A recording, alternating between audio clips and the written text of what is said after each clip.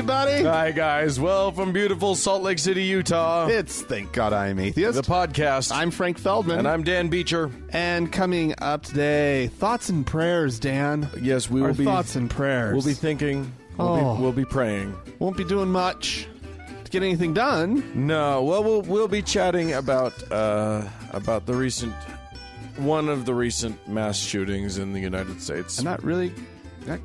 It's a number of events. It's become a sport now. I think. I don't know about sport. I think we need to start betting on it. We need to start. That's really sick. Like where the next one's going to Yeah, be. it's just How many people. Yeah, exactly. Who the shooter is. Yeah. Oh well, we know. Well, we at least we know he's white, and he's male. And he's a he. He's a he. All right. Well, I've got a story to start us off with today. Okay.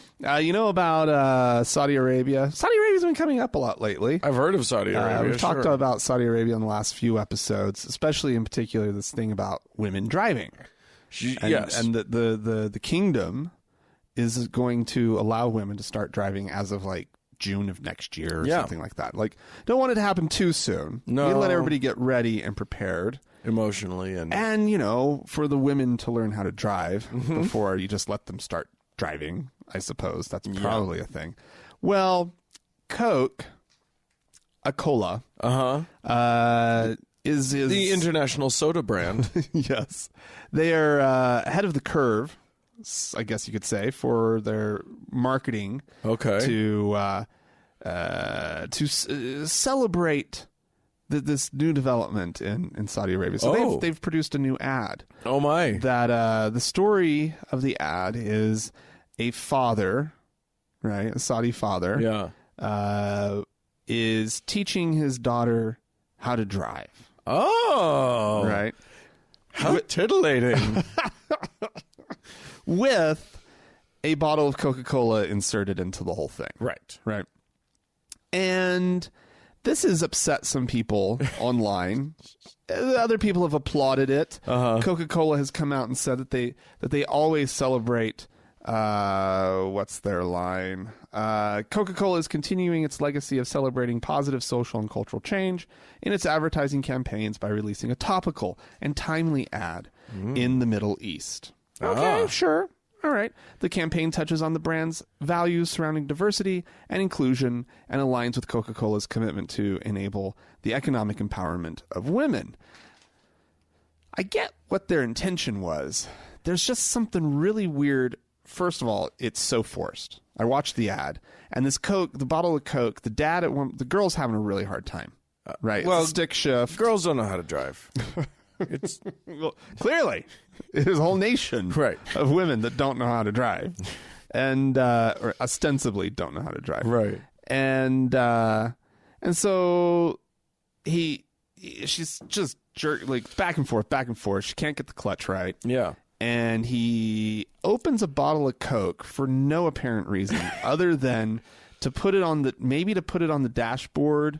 Well, he does put it on the dashboard, but maybe it's like don't knock it off the dashboard. It's like when you it's like the guy who's trying to get the horse to go by dangling a carrot in front of it, you see, and then this was not meant as any kind of like carrot for her, right?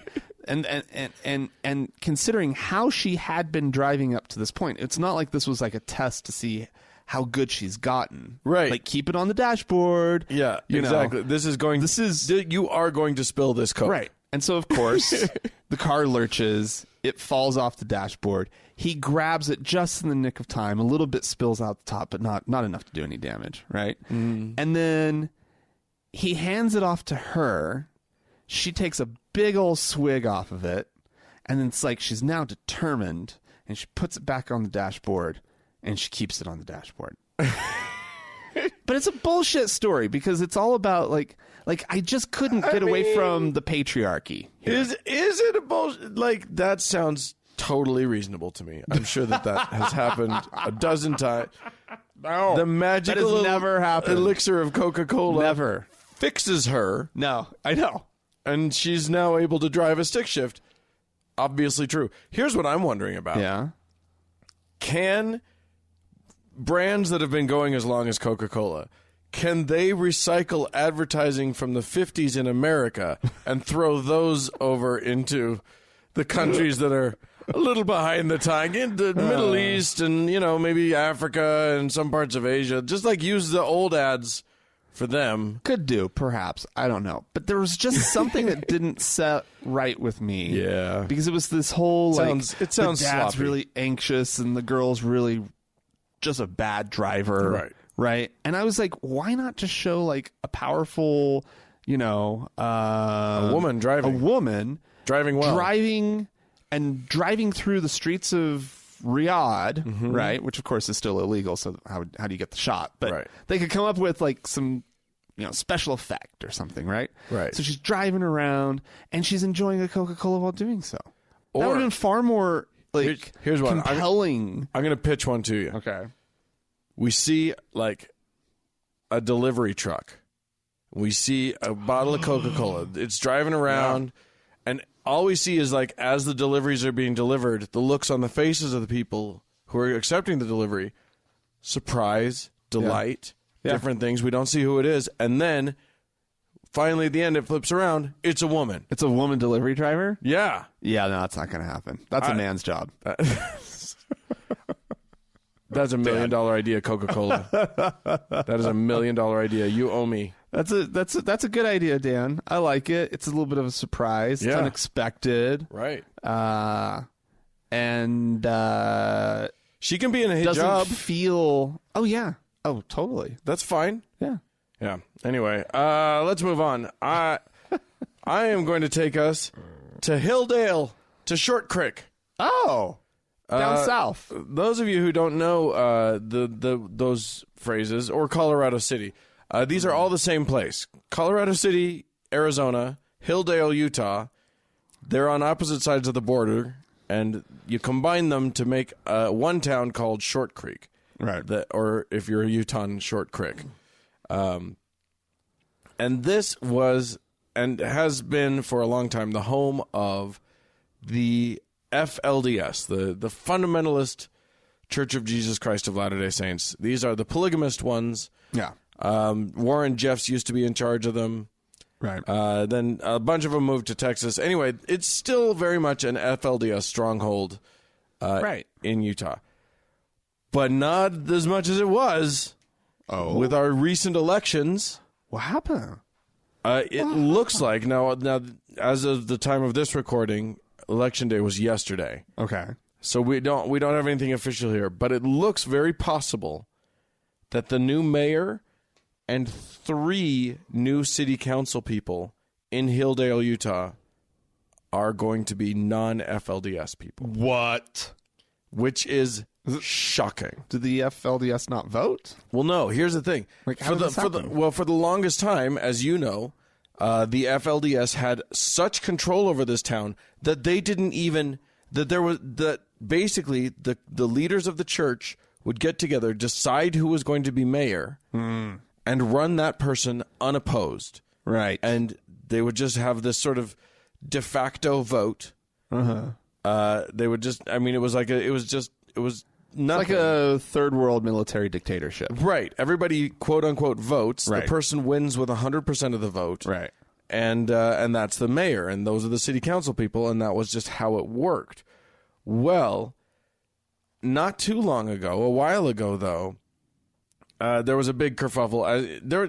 Was it This American Life that did a whole story on the breaking up of because the church also owned all of the property. People would buy property and then donate it to the church.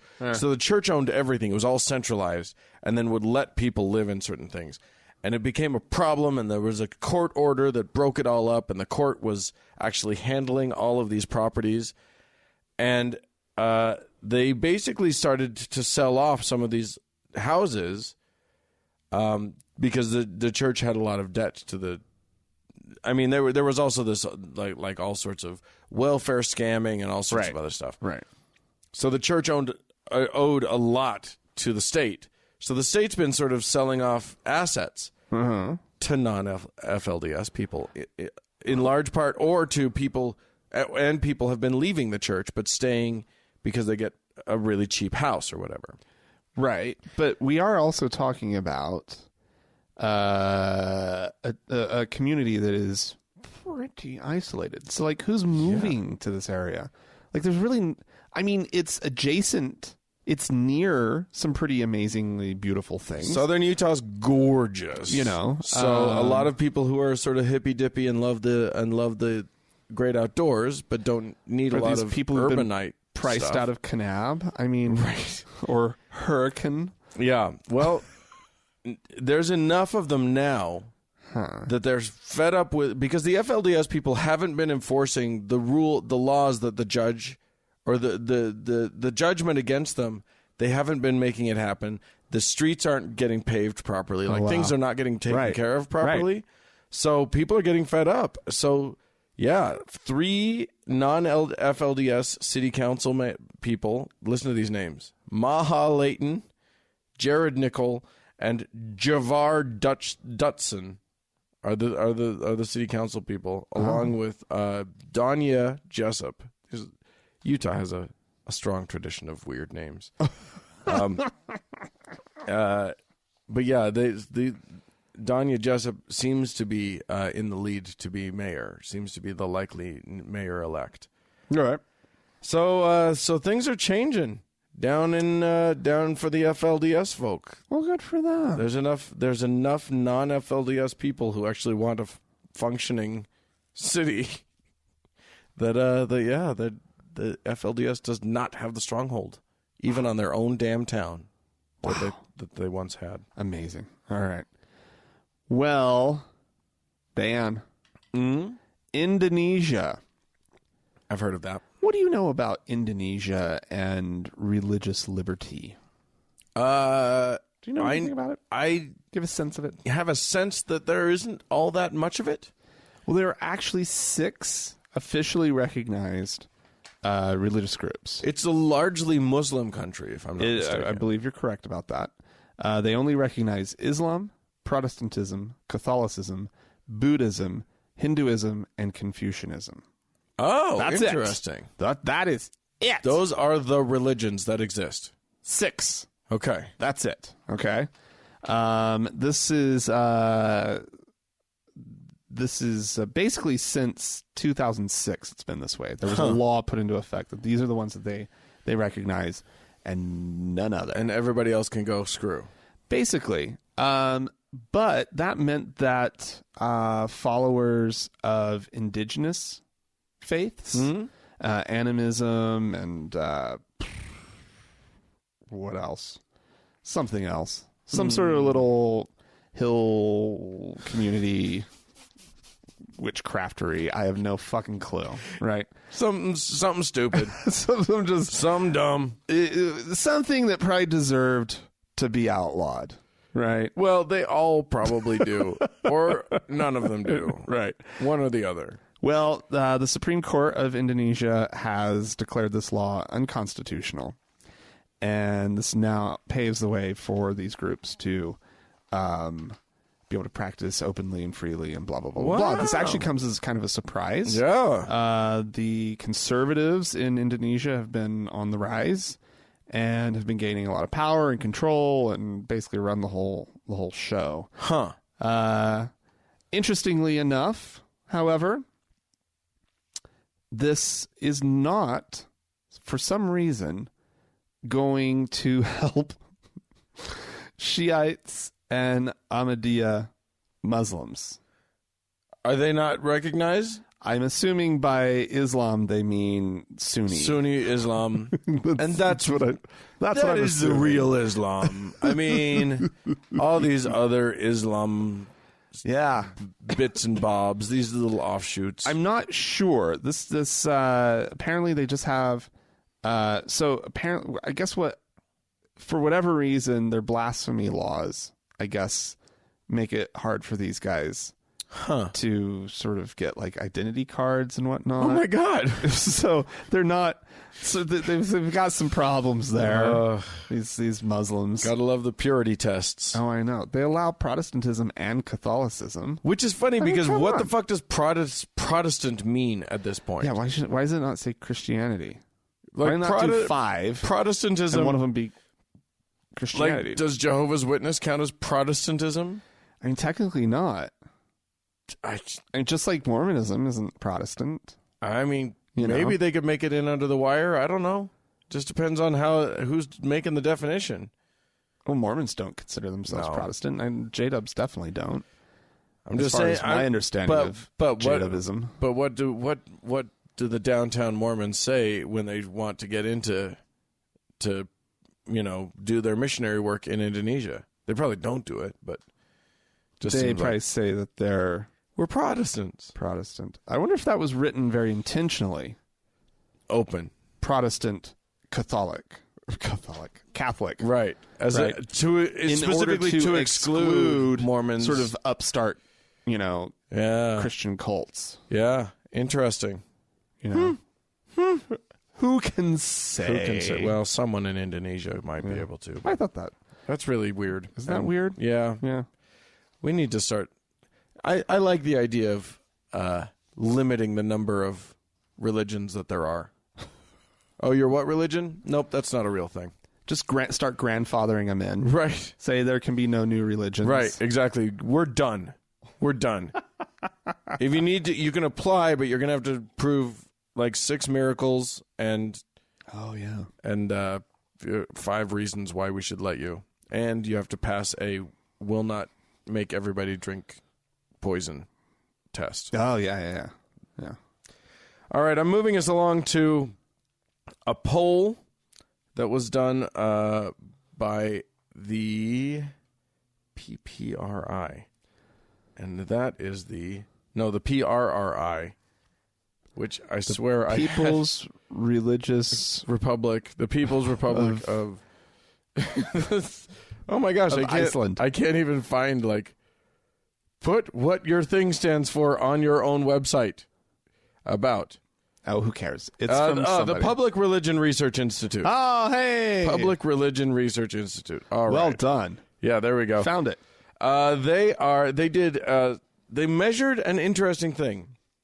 Spirituality and religiosity in these United States. Ooh, interesting. Now that's tricky because here's how they broke it down. Spirituality is self-reported experiences of being connected to something larger than oneself. Okay. To get more in depth, they asked questions that tried to get at the heart of these things. Questions like, and you should answer these. I'm going to ask you these and you tell me. Yeah. Okay. How often do you feel, Frank, particularly connected to the world around you? I feel connected to the world. How often? Most of the time. Okay. How often do you feel like you are part of something much larger than yourself? Maybe about half the time. Okay. And how often have you felt a sense of larger meaning or purpose in your life? Well, that's a tougher one. Larger meaning. No, that's not something that I really experience. Okay, so that probably puts you in the non-spiritual category. Oh, interesting. Okay. People that would probably be accurate. Yeah, and I'll admit that I'm always baffled when someone says that they're spiritual because I can never get them to nail down what the fuck they mean by that. It's a very nebulous concept. Right. However, they did that, and then they also measured religious commitment, and what that meant to them was religious participation, meaning how often you attended formal worship services, and religious, what they call religious salience, which is how important religion is in your personal life. And in that, they found, they got the categories of spiritual and religious. Spiritual but not religious, which you hear a lot. I'm spiritual but not religious. Yeah. Not spiritual but religious. That's an interesting category. And neither spiritual nor religious. Now, what's interesting is that all of those categories, like you could be a person who claims to be Catholic and still come up in this as neither spiritual nor religious. Oh, wow. Okay. You know what I mean? Yes. Yes. Because you don't ever go to church. Getting to the root of the whole thing. Right. Yeah. So not just what you self-identify as, but what you actually are. What you actually are. Interesting. Okay. Yeah. So here's an interesting fact. How many people are spiritual? So let's go through the thing. What do you think is the highest of those categories? Either both spiritual and religious, spiritual but not religious, not spiritual but religious, or neither spiritual nor religious in the United States of America? I would say, since religious is just a measure of your practice, I would say probably not spiritual, but religious. What's amazing is the highest one, coming in at 31% of Americans, Yeah. neither spiritual nor religious. Shut up. People who don't go to church regularly and don't feel a connection to their church and are not also spiritual. Wow. Isn't that crazy? Next in line, both spiritual and religious. Whoa. At 29%. And then what's the third? Then not spiritual but religious is number 3. And then the smallest category coming in at 18%, spiritual but not religious. That's the one. I would have thought that one would be pretty high up. Yeah, I would have too. And the other thing is that's good. They're not asking people, are you spiritual but not religious? They're not asking that question. Right. They're asking other questions that they're then deeming to get at that. No, that's great. That's really, really, really awesome because I don't have... I sort of expect people to be religious or spiritual if they are also religious. I kind of that's yeah, but there are actually plenty of people who aren't. No, I know, but I'm kind of like, okay, cool, right? Like, right. Not cool, but like that makes sense. Yeah, in essence, right? But spiritual but not religious has always, like you said earlier, it's always just kind of a confusing thing to me. I don't know what you're really trying to say. I think what they're really trying to say by saying that is that they are not... please don't confuse me with an atheist. Right. I'm scared of that word. Right. And I still feel something. Yeah. I think a lot of people, like, they leave... the logic, the logic of the religion doesn't make sense anymore. Right. They understand that they don't believe that, but they still have feelings that are very powerful to them. So they have to describe that in some way. Mm-hmm. And they're not willing to let it just be that, like, oh, I just have feelings. Right. It's got to be more. I feel connected to something bigger. I don't know what it is. I can't explain what it is. Right. Maybe it's nature. Man, the word energy comes up. Ugh. That is not a useful word. Anyway, there's some interesting. Also, they asked some other questions and correlated them, and there's some interesting corollaries to this, including the fact that people who report high spirituality report higher life satisfaction. Oh, people who report high spirituality are more likely to be pro-social, meaning, and in this case, the way that they determined that was like they were asked how recently have you done a favor for a friend and or a neighbor. So there's something to this connectedness, this feeling of being connected to something larger than the self. Sure. There's something to that, and I'm interested in that as a person. Like, I'm not interested in saying the word spiritual, right? But I'm interested in the concept of human connectivity and there being something out there, right? So, or some way of like fostering more pro-social behavior and more and a sense of belonging and a sense of unity and a sense of humanity. Like, so. While I don't like that word spirituality, it's clearly a thing. There's something there. And I wish I knew more about it. Hopefully more science will be done. I hope so, too. That would be nice. Wouldn't that be? It would be really nice. So I got a story, Dan. Yeah. Coming to us from Kentucky. Oh, good. The Kentucky State Legislature, Oh, to that's be precise, only good things come out of that. where they have just lost their House Speaker. Speaker of the House. Oh, no. Has resigned from his post, not from the legislature, just from his speakership, Yeah. after a little scandal with some sexual harassment texts that he was sending to a staffer Oh, dear. who started to raise the issue. Yeah. He has admitted to the texts.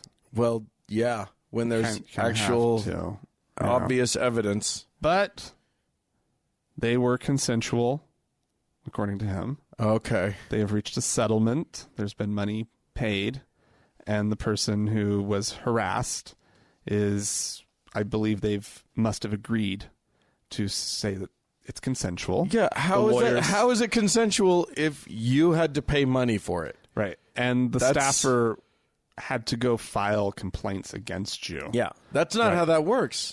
I feel like we've hit upon something. That is not how consent works. Well, If it's consensual, if it's wanted, there's no harassment. yeah. Harassment has only occurred if you've done it against someone's will. Yeah. And however, what's also important here is that his wife and family are sticking with him. Oh, good. Right. Oh, thank God. And I'm so happy for them he all. has asked for and received forgiveness from God. Good. Oh, good. Right. God forgives him for sending consensual harassing texts to a staffer. And that's that. Oh, my God. And he's received. He knows this. He knows that God has forgiven him. Did he talk to God, or did God Telegram, actually. Did he get a consensual text from God saying? He starts getting these really harassing text messages. What was his name? His name, yeah, we should mention his name, Jeff Hoover. Jeff. Oh, God. Yeah. Hey, Jeff. Show me your what I created, what I put on you. I've been watching you, Jeff. Send me a pic. I'm everywhere. I'm everywhere. I can see through your pants right now, Jeff. I know what you did last night, Jeff, and I liked it. Oh, my Gross, God. that would be the worst harassment ever. If God decides to God harass you, decided to sexually harass you. there is nothing you can do at that point. You just got to take it. I mean, hopefully God's hot. One can only hope. Now, wait, you're falling into the trap. You could also say, he's the most... because now, it might He's the most powerful man in the universe. Why would you turn him down? Oh, God, so it's consensual. Yep. You're forced to consent to God because he's just so desirable. But that's the thing about God is that, But that's also the thing about, sex and harassment. It doesn't matter who the person is. Well, it does matter. matter. If it's a person who's in authority over you, then they shouldn't be doing No, I know it at that. all I know anyway. that. So and God's in authority God over... should not sexually harass you. Basically, God can't fuck any of us. But just Although that whole Mary thing was pretty... If you found that attractive... Oh, dear. And you wanted to consent to that... Oh, dear. Right? I'm showing Dan a picture of Jeff Hoover. It's not. Jeff Hoover's not. You don't want that text. That is always an unwanted text. Every single time. I do not consent! I do not consent. Jeff Hoover, do not send me that. All right. Well, as a sort of preamble to what's coming up, I'm going to just mention, just quickly go into an interesting, one of the reactions that's happening to the shooting at the First Baptist Church in Sutherland Springs, Texas, that happened last week. Oh. So, yeah, we know that a kid went in and shot and killed, 25 some odd? 26 people? Well, it depends on if you're counting the fetus or not. Yeah, I did see that, too. Because Texas state law requires that the fetus be counted. The pregnant lady who got killed. But I don't know if the national press is required to follow that law. Right. Anyway, a number of people were killed. One of the big responses to this, I mean, obviously there's been a lot of response in terms of like people calling for gun control and whatever. But of course it's Texas. So there's at least as much or maybe more call for arming parishioners at church. Oh, God. So a law was passed not too long ago, and I think we talked about it on the show, that made it legal for churches to have armed volunteer guards. Do you remember this? Yeah. Yeah, now they're talking about just having some guns in the pews. It's next to the prayer book. Yeah, next to the hymnal. Exactly. There's a little thing up in front of you. You got the hymnal and a holster. Right. And you can just pull out the gun. And, if you're really feeling the spirit, you could probably fire a couple straight up at the ceiling. Pew, pew, pew. Well, you could also just have a little glass display case, like with the fire hydrant. Right. break the glass. In case of gunmen, break glass. Yeah, and then you pull out your firearms and... Yep. You Yeah. do that, too. All of the things. Yeah, there's there is now a call going out a lot. First of all, apparently when that law was passed, a lot of the churches didn't find out about it. So now there's a big push for churches in Texas to understand right that they have the right to have volunteers make everybody feel wildly uncomfortable by patrolling with their guns. Just have a guy walking up and down the side of the church with a semi-automatic rifle. Right, exactly. You're protected. I'm going to protect you. I'll protect the fuck out of you. In Jesus' name. Yeah, so I think... so part of this is they're trying to get the word out about this right. But, I mean... I don't know. It's dumb. It's really dumb. There is some pushback against this. A person named Gil Switzer, who's the executive director of a group called Texas Gun Sense, said that somehow claims that there's no data to support the idea that having armed personnel roaming your churches would actually be able to prevent a mass shooting. I don't need that data. No, because it's just common sense. It is common sense. Only thing that can stop a bad guy with a gun. No. I'm going to say, if you live in a society where you accept the fact that there are just madmen out there with guns, right? Because you let them have the guns. Right. And there is some sense, I have to say, there is some sense to having armed guards in public spaces. It's stupid if they were because you're following a line of logic, but I believe the one does follow the other. I feel like if they were incredibly well trained, then maybe, and I'm only going to give you a maybe on it. Right. Well, what about this guy who comes out of his house with his rifle and starts shooting as deterrent to the guy who's shooting up the church? Well, that's the thing. A lot of people are talking about there was a good guy with a gun who ended up sort of chasing him away and then stopping. Except that all happened after the guy had already killed 20 some odd people. Right, but he was still in the process of shooting. No, I think he was coming out of the church by that point. I didn't think he ever went into the church. He was standing outside the church shooting the thing up, wasn't he? No, I think he made it in, and then he was coming back out. Whatever. And that's when the hero got to him. Whatever. I mean, the guy probably wouldn't have even gone if he had seen... Well, or rather, if you see armed guards, guess who the first victims of your shooting are? Well, yeah, but then everybody else has notice. Then right, yeah. And or to get their guns out. Yeah, exactly. I think that's the idea. I think the idea here is arm everybody. And then it's just a melee. Lunacy. Then it's just a melee. It's absolute fucking lunacy. But if you got the madmen because you're not screening people, guns are easy to get your hands on, so forth and so on. I get people's reaction. I understand this like desire because there's clearly nothing we can do as a society at this point because guns are so entrenched in America. Apparently. Right? In our political system is so corrupted by the money from the gun manufacturers and the NRA and everything. Right. Right. So in that world, what do? You might as well protect yourself, I guess. The problem is... Yeah, more guns. I'm very uncomfortable with what's happening right now on our show. But I'll step back just a little bit, right? I'll retract that a little bit. Because the flip side of the whole thing is there's also no way of knowing where any of this is ever. It's a huge country. Yeah. And yeah, these shootings seem to be, more often now than they ever were? Mass shootings, certainly, yeah. I mean, like, how many a year do we have? How many people... You can't even count that high. It's impossible. I mean, yeah. I don't know. We'll be talking about this more, yeah. But from a totally different angle coming up later in the show. I think for now, I guess where I'm trying kind of to get at is I don't want to live in fear.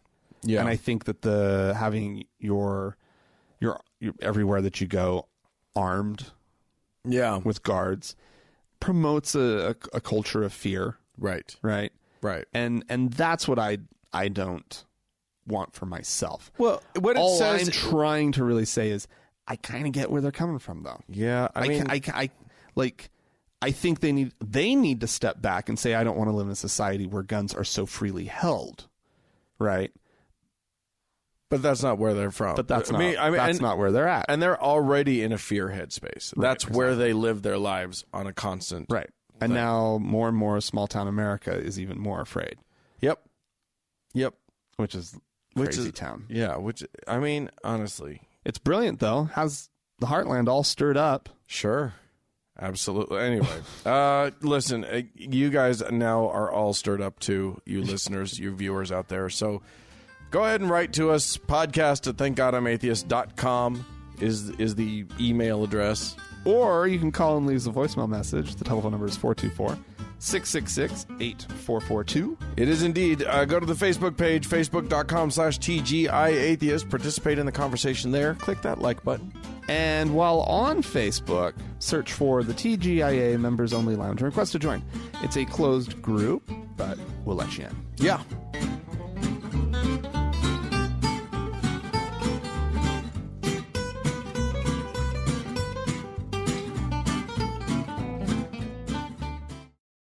Hi guys, it's Dan. I just wanted to throw this out at you. Harry's.com is a shaving website. They sell shaving supplies. You get it on a subscription basis, so you never have to actually worry about running out of blades or whatever. You guys can help us out by going to harrys.com/TGIA. Dave worked out a deal so that you get a free trial. It's basically a $13 value for free.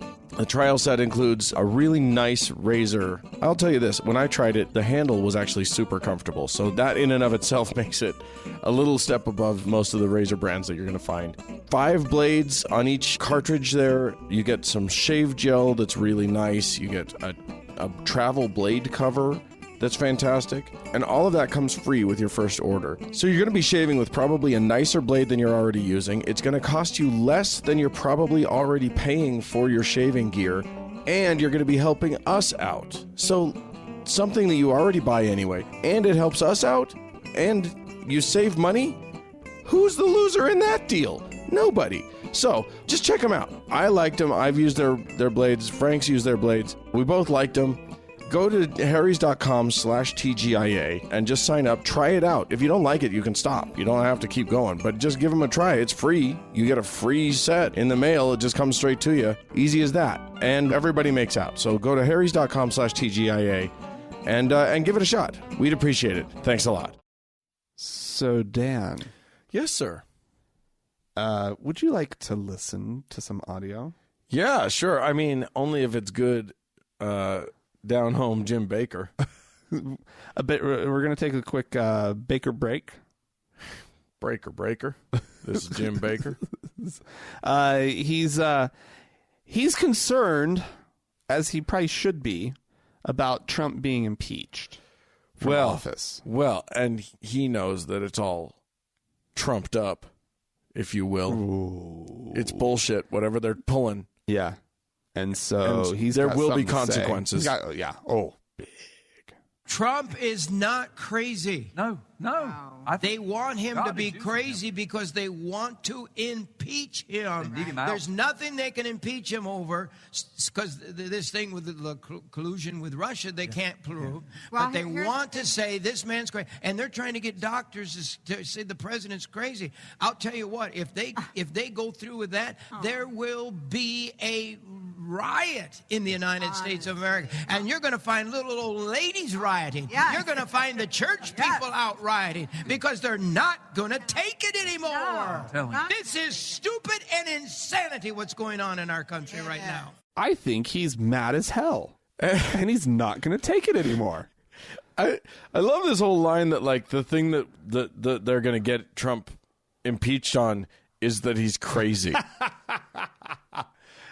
Of course, they're not going to. There's no way they're going to find any illegal activity. No, not with Donald Trump. Squeaky clean. The man is lily white in terms of criminality. There's nothing that could get to him there. So they have to pretend like he's somehow not entirely sane.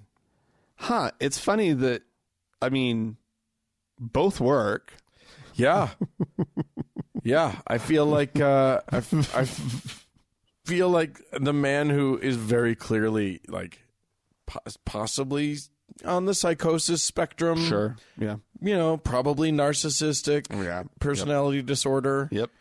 I mean, I'm no psychologist. I'm not doing a real diagnosis here, but he clearly does not care about other human beings in any real sort of way. Yeah, I don't know. He seems like such a warm fellow. He's definitely, like, tries to play one on TV. Does he? I thought he like played an asshole on TV. Yeah, but he tried. Well, like on his show, yeah. Yeah. On his show, like, he was really playing up the asshole thing. Yeah, that's But what then we know. but then on the campaign trail, he went out there and he kept saying things about, like, you know, he kept very uncomfortably using words like love or. Yeah, whatever. Words he'd never used before. Words that didn't make sense in his own brain, but, like, he knew other people say them, so he was definitely convinced that he should say them. They played well. This is what people say, right? He's pretty good at knowing what plays well. It's what normal human beings say. I love you. Right. Hey, Cleveland, I love you.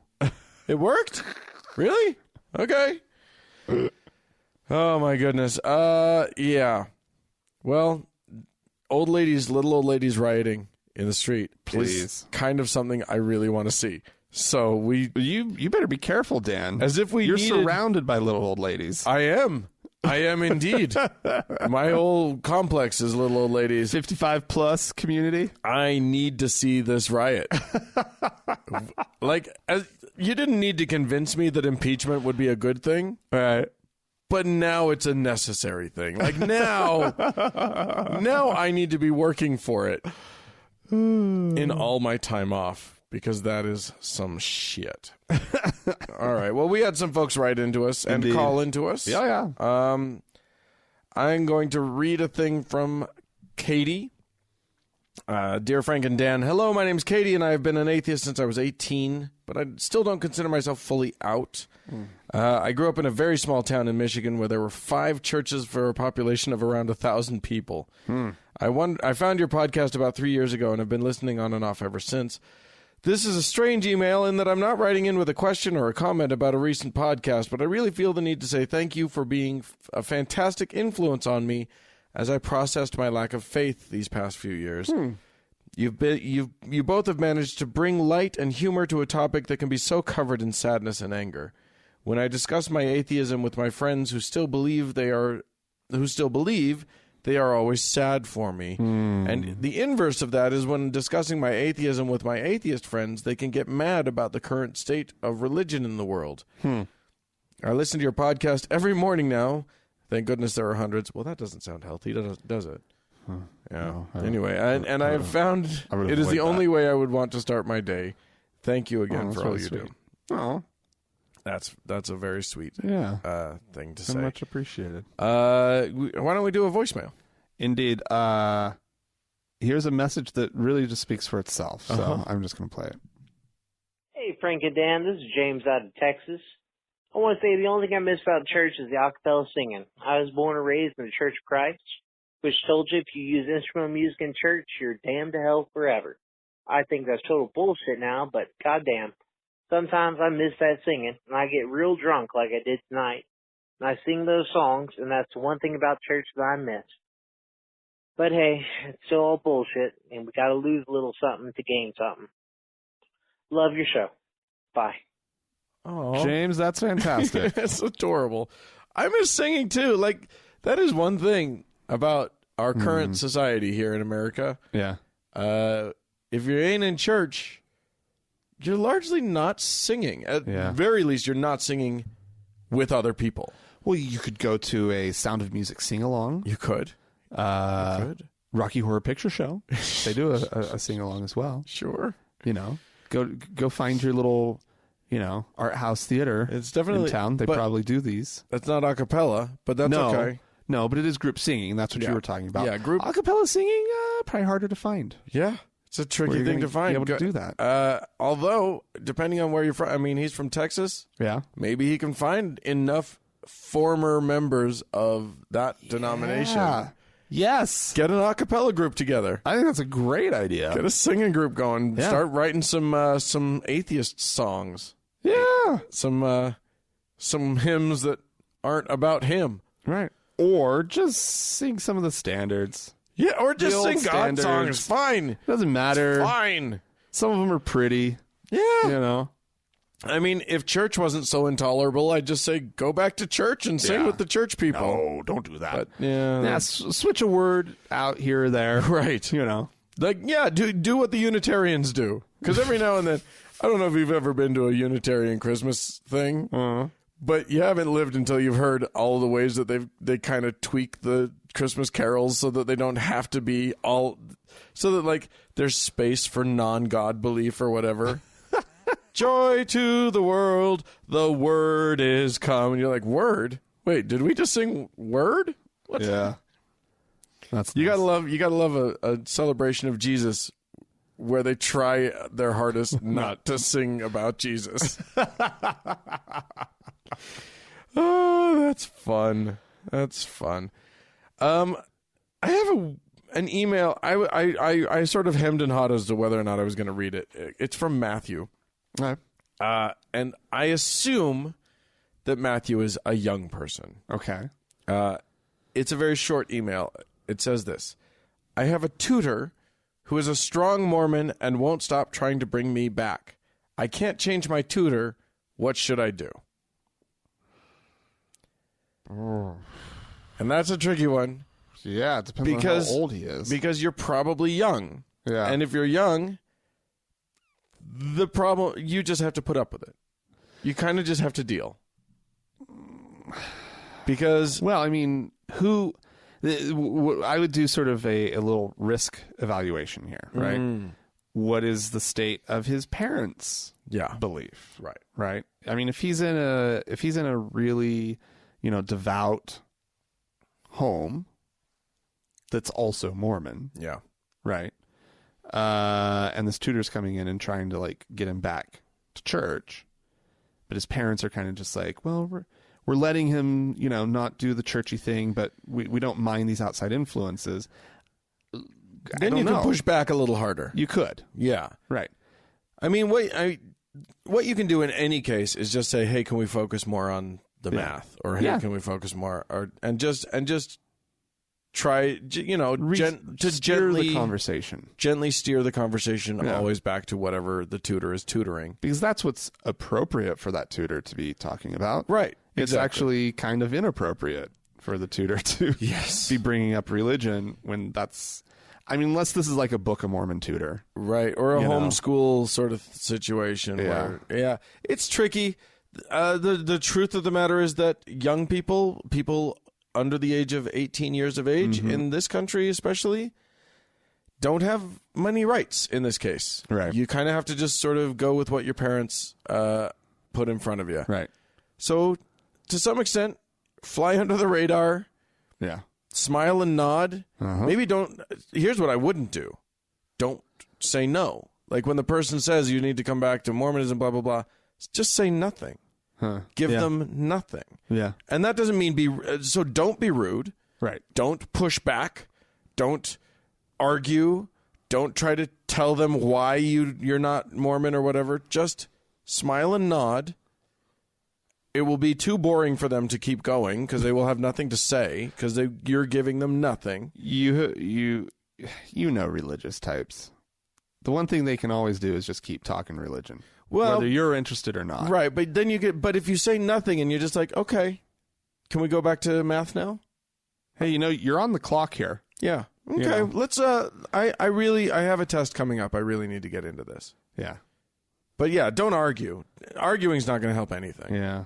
God, that's rough, though. It's a tricky one. It's a tough one. Sorry to hear about that. Yeah. That's, it sucks. Let's acknowledge how much it sucks to still be in that kind of situation. To be a kid who doesn't believe something, but the whole world's just around you is going to keep pushing it on. Yeah. Don't worry. It does get better. It gets way better. The nice thing is that there will come a time soon, very soon, right, when you can just get rid of all that stuff. Right. And because just live you'll your be life. An adult. You'll have, hopefully, means of supporting yourself. And you'll be fine. And you will be fine. But when you're stuck in those situations, you just got to wait it out. You just got to close your eyes and realize that it really, like in the scheme of things, it won't last that long. It gets better. It feels like a long time, though. Yeah, it sure can. It sure can. Hey, I'm going to start the donor section of our thing because we got a one-time donation. From David. On our website, there are multiple options for donating. We've been hitting the Patreon thing because Patreon is sort of our preferred method for people to donate to us. But you can give just a one-time donation. So David did that. Gave us a message, said, best part of my week. Wish it could be more. But nice. No, it was delightful. Thank you so much, David. Thanks, David. And then we have some new patrons on Patreon. Oh, lovely. We have Soen, who's a new faithful listener. We have Katie, who is a... Have you forgotten the things? What's coming in? There's the it's faithful, venerable, beatified. Beatified. So Katie is a new beatified listener. Ooh. And Elvin is a new pope. We got a new pope. Woo! Pope Elvin. Pope Elvin. That's great. Wow. Pope Elvin the First. Thank you so much to all of you that you are blessed among all of your compatriots. Yes. Among people, you are blessed. Indeed. But who's the most blessed and person? Who's doing the blessing? Our Lord and Savior. Indeed. Who is our Lord and Savior for this Angela! week? Still Angela. Angela is still holding strong to her position as Lord and Savior over all of you people. Yes. If you're listening to this, she's your Lord. I hope you understand that. So pray unto her and give thanks. Well, she's a nice lady. So that's not the worst thing ever. Yeah. Could be a lot worse. Have you read about that guy in the Bible? He's terrible. Whoa. He's a nightmare. Anywho, hey. And if you'd like to join them, any of them, right? Please go to our website. At whatever level you're comfortable with, whatever level we could sure use the help. But it's you just go to thankgodimatheist.com, click on that Patreon button, and show a little love.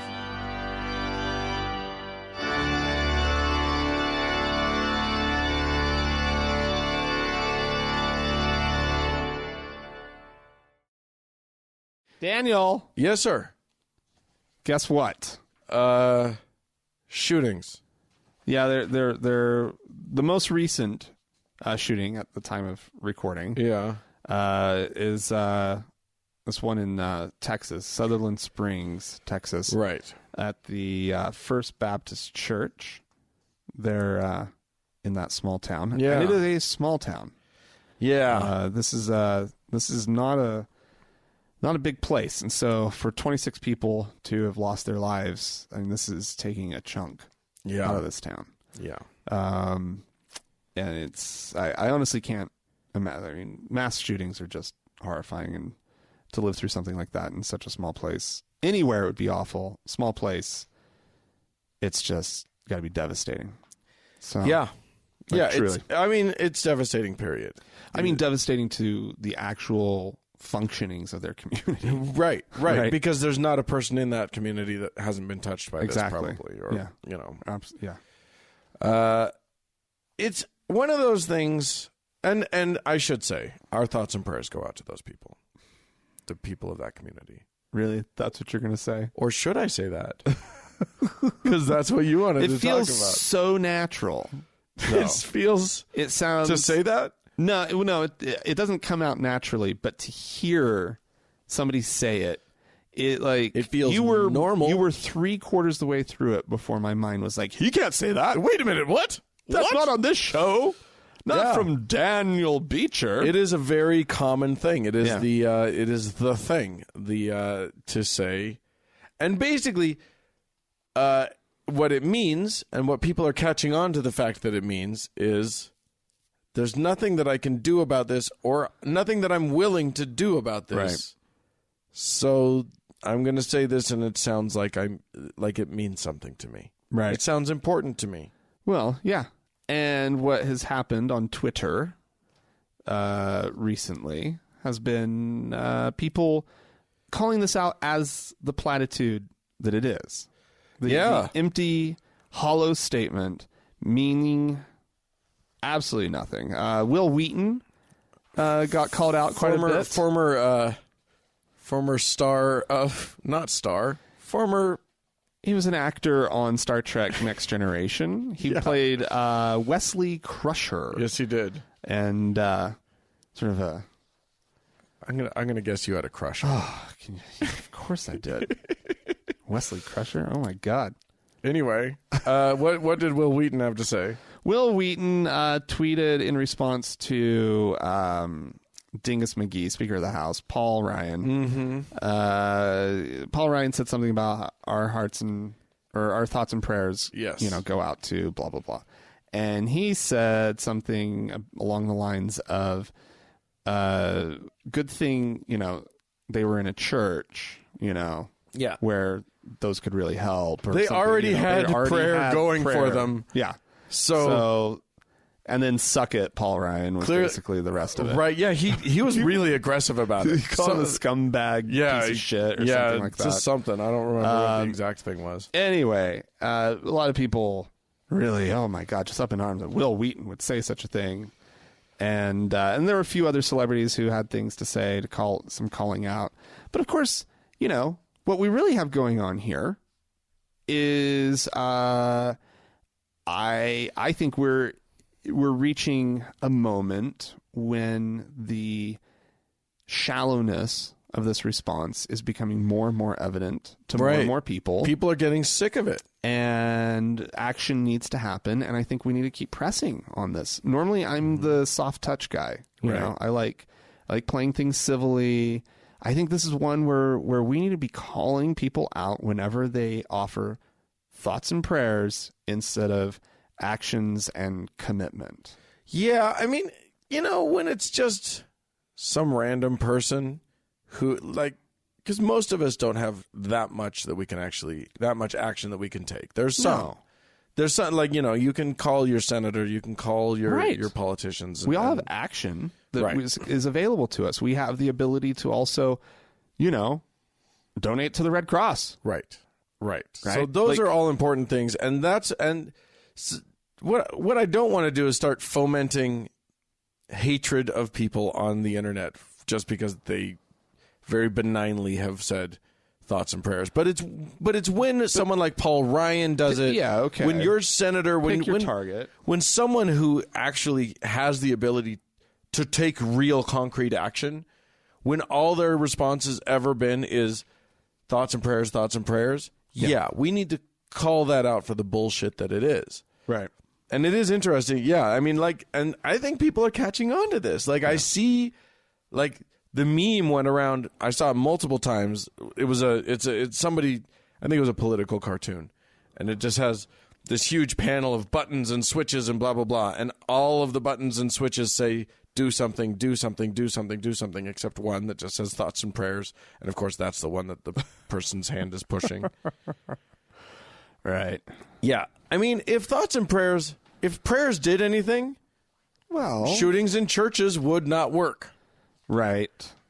Because, you know, I don't understand the concept of intercessionary prayer anyway. It doesn't stand up to logic. No. Because the same people who believe in intercessionary prayer, including Paul Ryan, who, as a response to all of this, gave the very definitive prayer works speech. Yeah, atheists don't understand faith, clearly. These people don't understand faith and how faith works. Because prayer works. And it's like, no, actually, we understand how faith works. Yeah. Not only that, all too well. we also understand that prayer doesn't work. Because these same people, Paul Ryan, if you asked him, does God have a plan? And is God's plan changeable? Right. He would say no. He would say, yes, God has a plan.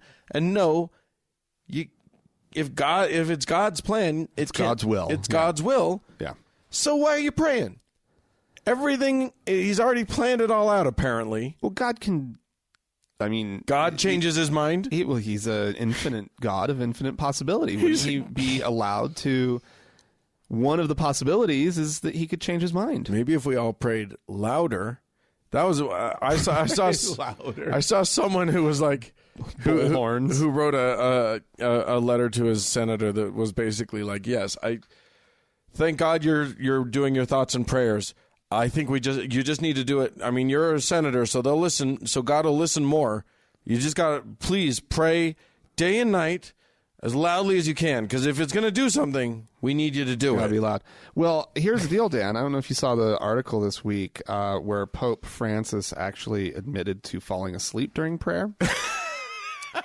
So if the Pope himself finds prayer so dull and boring that he falls asleep during it, somebody needs to fix up prayer. Well, they need to spruce up prayer. Oh yeah, maybe they can come up with some new prayer, maybe modes. some good prayer moves. Yeah, like some dance prayer.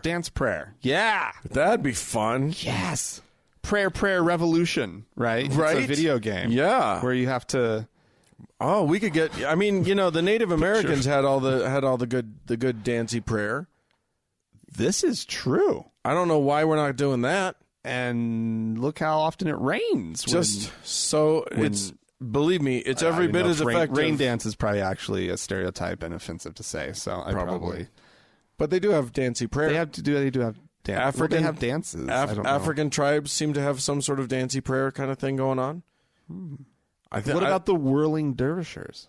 Yeah, sure. I don't know if that's prayerful, but I mean, they like how it makes them feel. If you whirl enough, you're probably going to pray about something. And they also stick like knives through their cheeks and whatnot. Oh, is that the whirling dervishers? Probably not. I don't know. I did want to take this conversation into a totally different direction, if I could. I want to stay with the whirling dervishers, Dan. I think it's dervishes. Dervishes? Yeah, but I'm not sure about that. Dishwashers. I think it's pronounced dishwashers. The whirling dishwashers. Shut up. One of the things that I wanted to talk about was the fact that this shooter apparently, at least if you believe the shitty Daily Mail in London or the shitty Breitbart News, this guy was an avid atheist. Oh. At very least, he seems to have liked Hemant Mehta's Friendly Atheist on Facebook and some other things. And I did want to talk a little bit about that. I mean, of course, every time a shooting happens, all the Muslims sort of cross their fingers and go, please don't let it be a Muslim. Please don't let it be a Muslim. And all of the, now all of us atheists kind of go, please don't let it be an atheist. Please don't let it be an atheist, because they're going to make all this hay about it. They're going to divert attention away from what the shooting was really about. Right. Because we all know that it was probably a domestic dispute involving his in-laws or whatever. Right. But I think it's worth just asking a couple questions real quick about atheism and whether angry atheism could lead to a church shooting. Ooh, that's a dicey road to go down. Let's hear what you have to say. What I'm saying is, I think that our conversation as an atheist community needs to be wary of the anger. Because we can be outraged and we can be upset and we can be hurt. But when we play into the anger too much, and I think that that's one of the problems of America right now, is that it is a country of reaction. It is a reactionary country. It is a country that doesn't want to have dialogue, and it's a country of anger. And I just sort of wanted to say, like, if anything. So are you laying this at the feet of the four horsemen of... In no way am I doing that. The atheist apocalypse? In no way am I doing that, but I do think that we can help each other. I don't, like, this has nothing to do with this guy. I'm just sort of saying that as I look into the future, I want our community to be a shining example of how to be more productive, right, as a community. How to de-escalate feelings and escalate solutions. I know that there's a lot of visceral anger that does happen within the atheist community, but I think that the classic angry atheist and that whole line is more of an intellectual anger. It's more of a thoughtful anger that sometimes can get you riled up. Indeed. I like the message of the angry atheist, which we often disagree with on this show. It's too bad that there's not more nuance in our words that we have available to us to talk about anger. Right. Because I hesitate to draw too much of a connection with sort of angry atheism and the potential for, what this guy did. Because this guy had so much fucking wrong with him. Right. And I hear that. I mean, this guy was domestically violent. Right. He cracked the skull of his stepson. Yeah. He was locked up in a military prison for 4 or 5 years because of domestic violence. Right. This is a troubled dude. Right. And I don't think that the fact that none of what he did was the fault of atheism at all. Right. Or even the atheists around him. Right. But I just think that using that as even a jumping off point for talking about anger within the atheist community is dicey. Well, what it made me think about was, because I don't think the two are connected. What happens when we do have the first shooting where the person leaves a manifesto that says all Christians are idiots? When the person leaves a manifesto that says I'm doing this because I'm sick of how Christians are treating us. Okay, you want my answer? Sure. As much as atheism has been a movement and there have been efforts to create communities of atheists, it is not a coherent group. Indeed. And so it's so fucking hard, and I think the thing that we need to...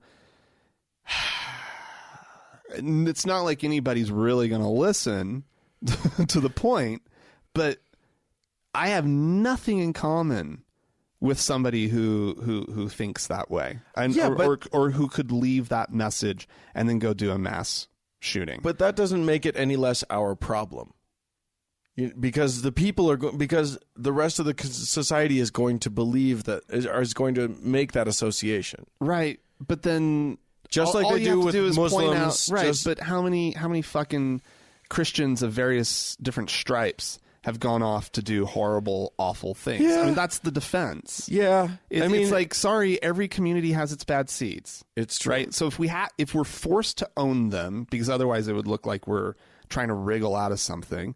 If we're forced to own some dipshit atheist for the time being, all you do is you say, sorry, guys, look at yourself in the mirror. Right. Look at your awful Baptist community. Look at your awful Catholic community and the evil that has been wrought by you guys. Yeah, I guess all I'm saying is that the children who have been, molested and abused. Sure. By not just members of your community, but the leaders of your community. 100%. I'm with you 100% on that. What I'm saying is that I would rather be more proactive than that and just say, as a community, let's us take the lead in having better conversations to start with. And maybe in the future that can actually prevent this from happening. Well, but that's not going to prevent the mental illness that first leads the person to... It's not always mental illness, though. A lot of these guys are not mentally ill. They're just angry. They're just badly adjusted. And I say we can help with at least that component by having good conversations that help us adjust ourselves better in society. It's just a thought. It's just a thought. That's not an atheist community problem. That's a societal problem. Agreed.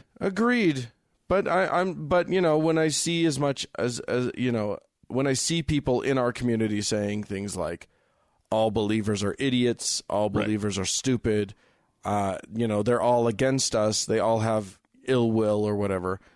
I just want to modulate that to say, you know what? We don't need to foment hatred of an entire group of people. Sure. We can just say, we object to, us being marginalized, and we object to society being overly Christianized or whatever. And we can object to all those things without fomenting hatred of the entire group. All right. And I think that's a useful thing. I think that's a useful takeaway from an event like this. Okay. Cool. I just don't see the connection because he was shooting up his mother-in-law. He wasn't shooting up... I understand. The connection is to the immediate feeling that I had when I saw the Breitbart article and didn't know yet anything about the mother-in-law. When the mother-in-law thing hadn't come to light yet. Right. But the Breitbart article was saying atheist shoots up church, and it made sense to me that could happen. Right. Okay. And it made sense to me that the reason that could actually be the reason an atheist shoots up a church. Okay. And I just thought, you know what? We can do something about that. Right. There's action that we can take to make sure that people don't have feelings that would lead them to shoot up a church. They can be angry, but we can help them funnel those feelings into much more productive. That's perfectly fair. Things. We don't want the atheist ISIS. No, exactly. And I didn't maybe get at it very well. We don't want ass. Well, I kind of do want ass. Well, don't we always want some ass? But I don't even know what it is, but it sounds fun. Anyway, all right, let's call it a day here, kids. If you have like 1,000 things that you want to respond to in what we just said, I understand that. You can write into us, podcast@thankgodimatheist.com. Or you could call and leave us a voicemail message. The telephone number is 424-666-8442. Yeah, go to the Facebook page, facebook.com/TGIAtheist, and click that like button. And while on Facebook, search for the TGIA Members Only Lounge and request to join. You can also watch us on YouTube. Yeah. That's for real, hopefully this time. Hopefully. We have had some mishaps along the way, but... You got it, guys. You got to check out Dan's green pants. I am wearing the greenest pants. What?